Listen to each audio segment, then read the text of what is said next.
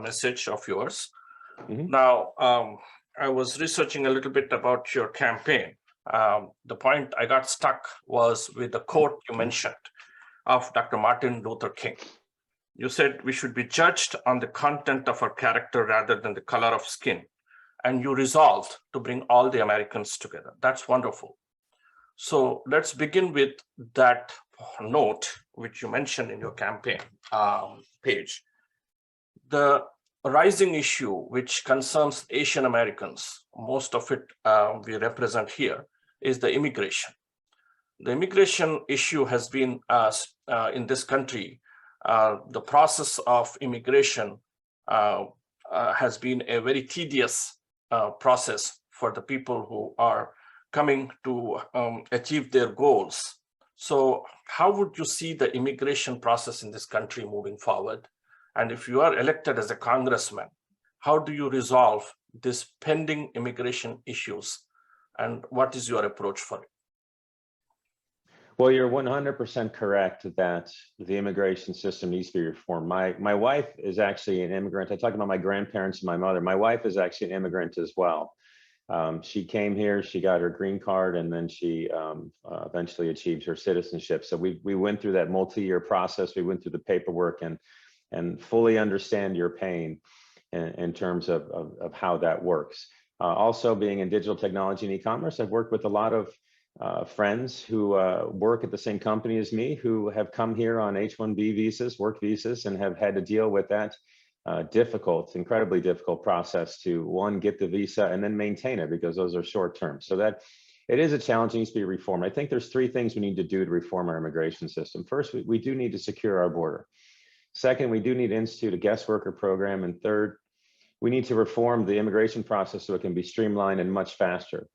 And we need investment to do that, by the way. It's frustrating. We need to secure our border, because without a secure border, those other two things can't happen. If you continue to have millions of people stream across the border, it overwhelms the system.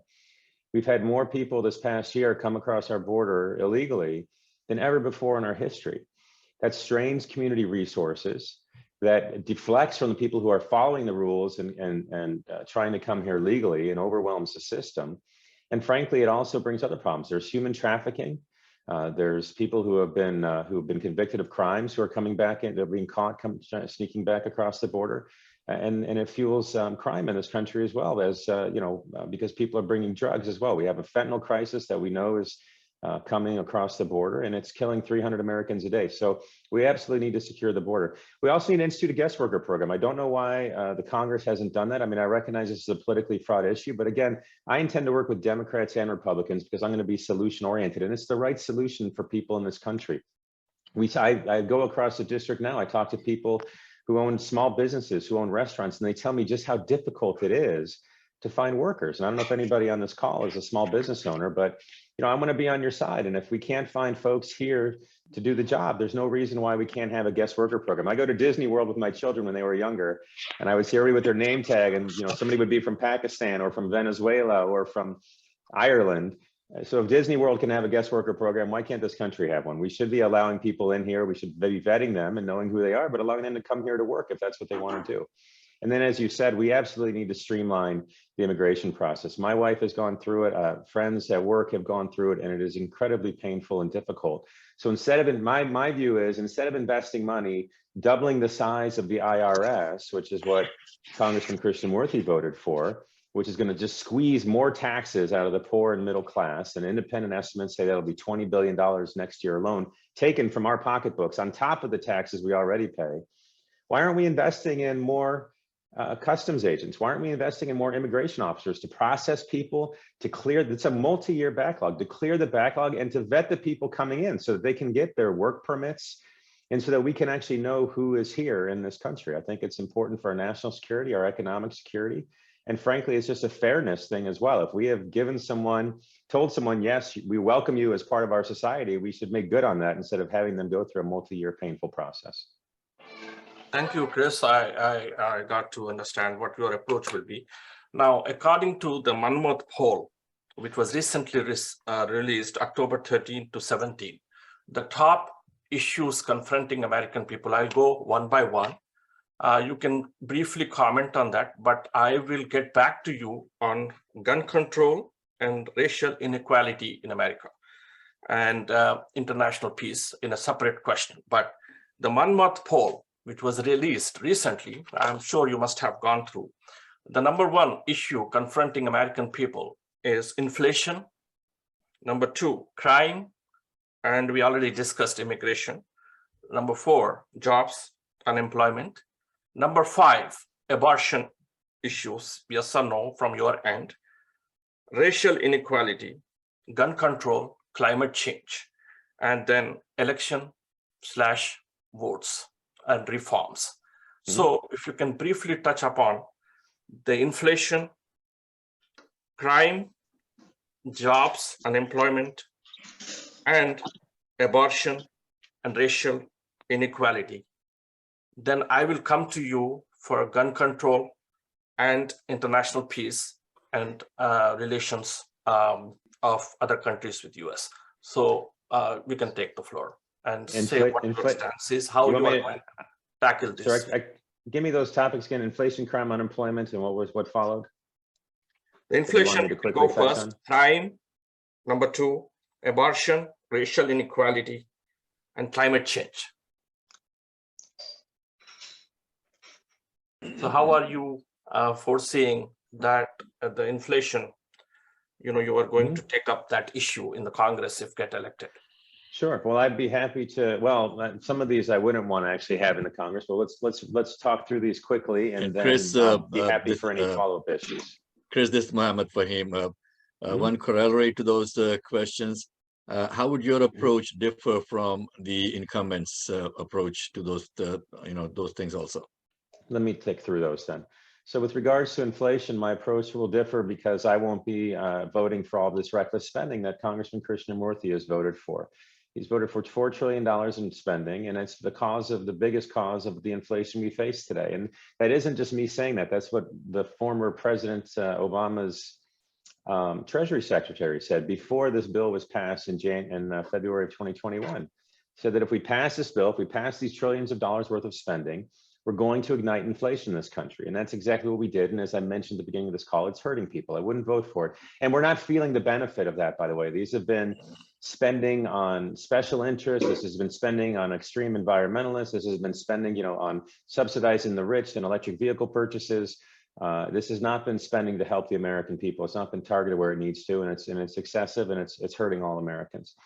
With regards to crime, my view first and foremost is we have to hold criminals accountable. Gun crime and any crime is a scourge on our society right now. And what's happening is two things. One is we're not holding criminals accountable. We have prosecutors, for example, Kim Foxx in the city of Chicago. Police arrest people and then she puts them right back out on the street. The person today who attacked Nancy Pelosi's husband, this isn't just a Chicago issue, this is a nationwide issue. The person who attacked Nancy Pelosi's husband today, I was just watching the news, they said that he was going to be put back out on the street because of the standard policy of the district attorney in that city, except there was enough public outcry that they decided to hold him. But I mean, this is what we deal with every single day. The jails have a revolving door in them, and it's keeping our communities unsafe. We also have a problem recruiting and retaining police officers. So as congressman, I will vote to hire more police officers. I will fund the police, but I will also make sure the focus is on the victims of crime and our law enforcement and hold criminals accountable. We'll bring federal resources to bear. And I will raise my voice to support the police and support our law enforcement to ensure that they're able to do their job. With regards to unemployment, it's really just about getting this economy moving again. I think energy is a big part of that. We have to, which ties to climate change, which I'll cover separately, but we have to get this economy moving again by lowering energy costs. It costs energy to run your business. It costs energy to manufacture goods. It costs energy to grow our food. So this not only contributes to inflation, and hurts our pocketbooks of our businesses and our families, but it also hinders job growth. We can't be raising, Congressman Krishnamurthy raised taxes on businesses. The Inflation Reduction Act raised taxes. It's a misnomer because it did nothing to reduce inflation. I will not raise taxes. I will lower energy costs because I will have an all of the above energy policy that will drill for oil and for natural gas and bring nuclear power to the table and also wind and solar. So we can have energy abundance in this country, lower energy costs, and get the economy moving again. That will create jobs. With regards to abortion, Congressman Krishnamurthy voted for a bill, maybe 2 months ago, that extended, that supported abortion on demand up to the 9th month, up to the moment of birth, for any reason, with no parental consent. I oppose that. Now, I will not vote for any legislation on abortion, pro or con, in the federal Congress, because the Supreme Court just said that's a state's issue. And I agree with that for 2 reasons. One is, first of all, when it was frozen out of the democratic process, that's what drives extremism. We have to get away from this extremism. We have to get away from the extremism that the congressman voted for, but we can't have the extremism of a total ban either. Having this in the state legislature where women can have a voice, where doctors can have a voice, is incredibly important. Right. I personally am pro-life, but I would never vote for anything that does not have exceptions for rape, for incest, for the life of the mother, for fetal abnormality, possibly other things. But as a federal congressman, I will vote no on any abortion legislation, because it needs to be decided at the state level. Because the people of Illinois, as a second thing, don't need the people of Texas or Florida telling us what our law should be. And when you have this in the federal Congress, that's what would happen. So we want to have Illinoisans decide this issue for Illinoisans. You want to give people a voice, and you want to get away from extremism. With regards to climate change, I absolutely support a clean environment. I want to lower carbon emissions in this country, but we can do that with an all of the above energy policy. The fracking revolution has actually led to a decrease in carbon emissions in this country. Now, the news doesn't talk about this a lot, but if you go and you just do a simple Google search, you will see that carbon emissions for the last 15 years have decreased. They've gone down steadily, not just like one big drop, but a steady decrease. And the reason is because the fracking revolution has unleashed the energy resources we have in this country, and we have a massive abundance of natural gas. So when we did that, we not only lowered costs for businesses and consumers, but we displaced dirtier, more carbon intensive fuels like coal. So by going to natural gas, we actually improved the environment, we lowered costs for consumers, and we lowered carbon emissions to help in the fight against climate change. So it can be done. We don't need to break the back of Illinois families, of American families, to have this transition to a clean, green future. And nuclear power, as part of the longer term, is absolutely a part of that. I was a nuclear engineer in the Navy. I know that these reactors are safe, they're reliable, and they're scalable. Illinois leads the way. Over 50% of our power already comes from nuclear power. We can do more. We can clear away regulatory burdens. We can take advantage of new technologies like SMRs, I forget what they stand for, but basically small modular reactors, new technologies like small modular reactors. And we can invest in high voltage infrastructure like high voltage transmission lines and electrical storage technologies that will actually help us in getting to this clean, green future. And then the last topic I think you wanted me to talk on was racial inequality. 2 things on racial inequality. One, I think you heard my statement that I will stand for the rights of every single person in this community, regardless of where your ancestors came from, regardless of what language you speak or the color of your skin. I will fight for your rights, your equal rights as American citizen, and I will be emphatic in that. And I tell you that my grandparents, I know you look at the color of my skin, you think we didn't face discrimination. My mother came here in the 1950s at the height of the Cold War, speaking a language that sounded very similar to Russian. Her name was Luba Khumeni. If you want to talk about a foreign sounding name, my mother did. The reason I had to go to study in college to be able to talk with my grandparents is because my mother refused to teach me Ukrainian because she was so bullied and picked on in school. She didn't want me to go through the same thing. She refused to teach me her native language. So I understand these issues and I will fight for them every single day. Now there is an issue. I think there's a case before the Supreme Court now about education and college and admissions. I think we need to focus. There will be individual cases where you can look at an individual's background and circumstances and decide if they want to be admitted, but by and large, it should be merit-based. We shouldn't be making decisions as a group. If the Muslim American community is having great educational attainment, they shouldn't be penalized for that when they're applying to top colleges. But we do need to look at why some groups aren't being as successful when they get to college. If you're trying to correct the problem when someone is getting to college, when applying to college, you're correcting it far too late. We need to look at education in our communities at grade school level, because that is when you form your learning habits, and that is when you get the foundation of your education. If you're waiting until someone is 16 or 17 to help them, you're waiting far too long. But I will tell you, in order to do that, We absolutely have to focus on reading and math and science and history. We can't be having political agendas pushed into our schools that are hurting our children and hurting their educational attainment. And I know people say, well, this is a local issue, Chris, what can you do? A lot of these policies are being pushed by the Biden administration and the Department of Education. And these local schools are adopting the policies, but they're adopting them because the money being dangled in front of them by the Biden administration saying, we won't give you money to support your children's education unless you implement these political agendas. We're going to stop that when I'm congressman.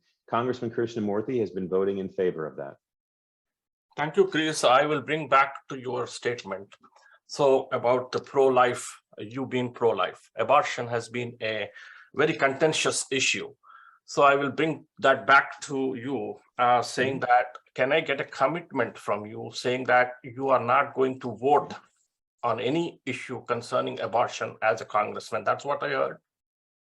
Well, yes, for one, I want to clarify pro-life with exceptions, because those exceptions are very important. And I think we can recognize, look, there are two lives involved. That's why I call myself pro-life. I think there's probably a lot of pro-choice people out there who would say, yeah, I actually have the same position as Chris. I just call it something different. I call it pro-life because there's two lives involved. But those lives, that life at 2 days old versus 2 weeks old versus 4 months old or 5 months old, those are very different stages of development, deserving different protection. But again, that will be decided at the state level. And yes, for example, Lindsey Graham's proposal, I will vote no on that, because it is not a federal issue, and the people of Illinois need to decide for the people of Illinois what their laws should be.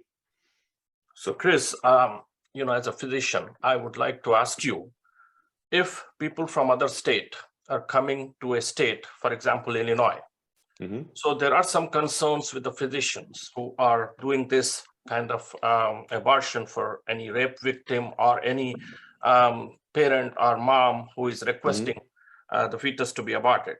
So there is some penalization in other states, which is probably, being a leeway here in Illinois. So any kind of stance for the people who are coming from out of state for healthcare purposes, will the Congress consider any insurance or non-penalizing the physicians in this regard?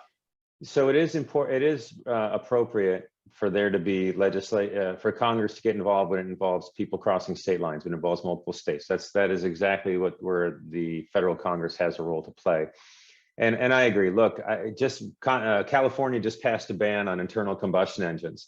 If a Californian chooses to go to Nevada and buy a car with an internal combustion engine, California should not be able to prosecute that person for doing so. It's the same thing with abortion. I mean, people can have different opinions, but the law is the law. And if something is legal where somebody takes an action, they should not be penalized when they return to their home state for something that did not occur in that home state. So yes, I would support legislation that actually affirms that people would not be prosecuted for that.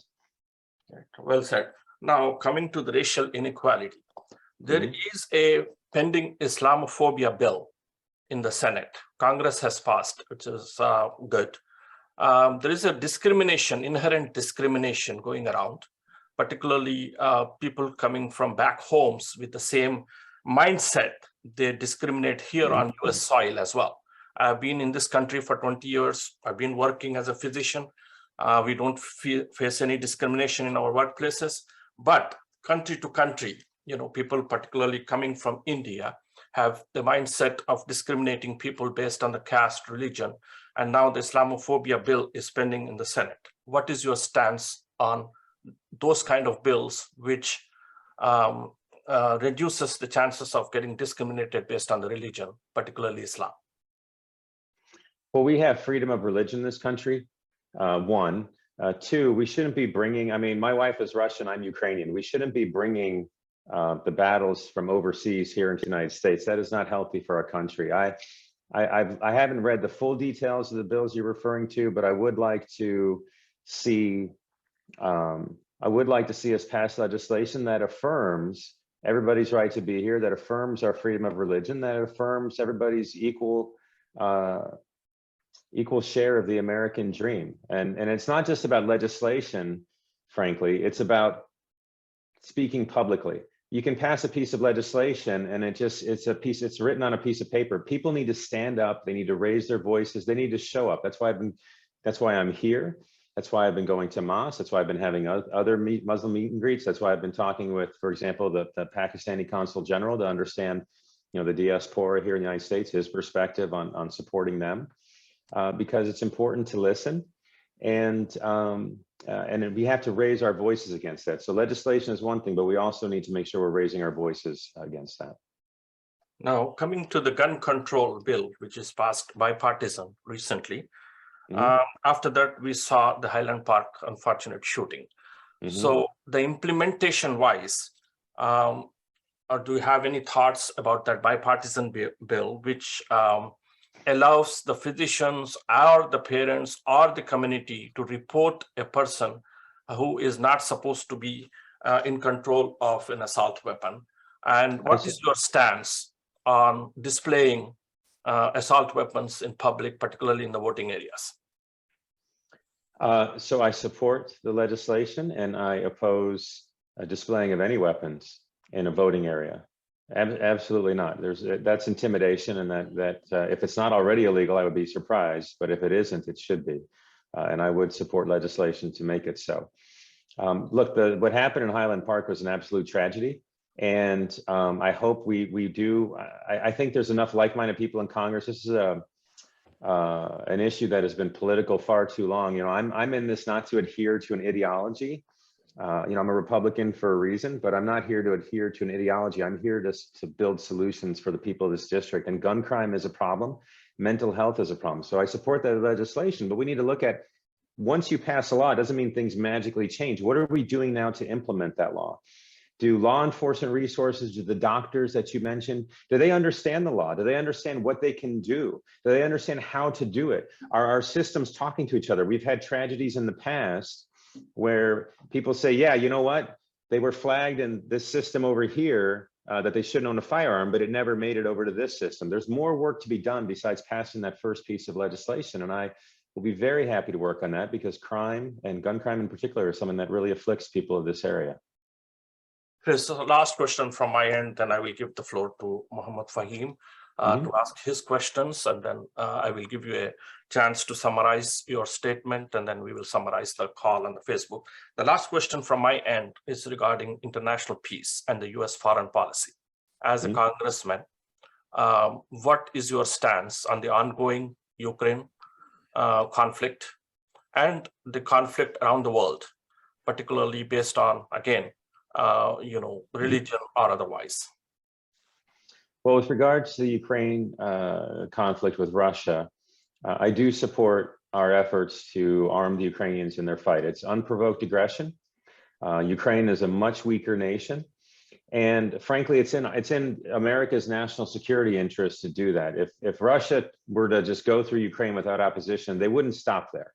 Let's be clear.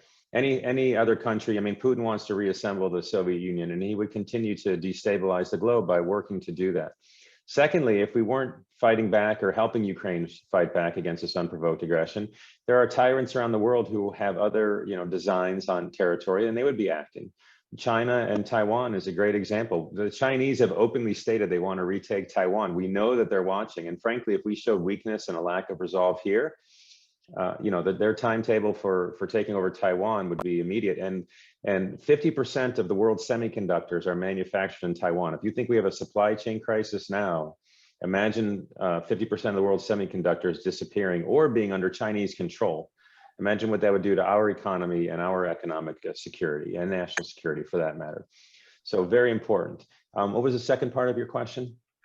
International peace, would you support the US foreign policy to kind of not engage in wars with anybody, rather than diplomatic efforts to resolve any ongoing crisis in any country? Because Yes. I don't want to go in details where the human rights violations are happening day in and day out, whether you take any country. I'm not going to mention any particular country, but sure. So two things on that. One is the United States. I think we need a strong military. I think our military is weak right now, and that invites aggression from our adversaries around the globe. But we also have an overused military. We need to stop going to, we really just need to take a step back from use of military force, I think, and assess where it is actually in our interest, because it does seem that we are engaged in far too many conflicts ourselves. With regards to other conflicts around the world, the United States should be able to speak with moral clarity and a moral voice, and be an honest broker around the globe to help others solve problems. There are numerous nations that have conflict, and in the past we have been that honest broker, or we have at least been one part of that, to help others resolve their conflicts, and it's had a very positive influence on global peace. And I would like to see us resume that role in the world, not where we are engaging in conflict, but where we are helping solve conflict. Thank you, Chris. From my end, you did give a clarity on a various issue confronting American people, particularly your clear statement about the abortion and about international peace, immigration. Hopefully, there is a clarity on this, and I really appreciate it. And now I will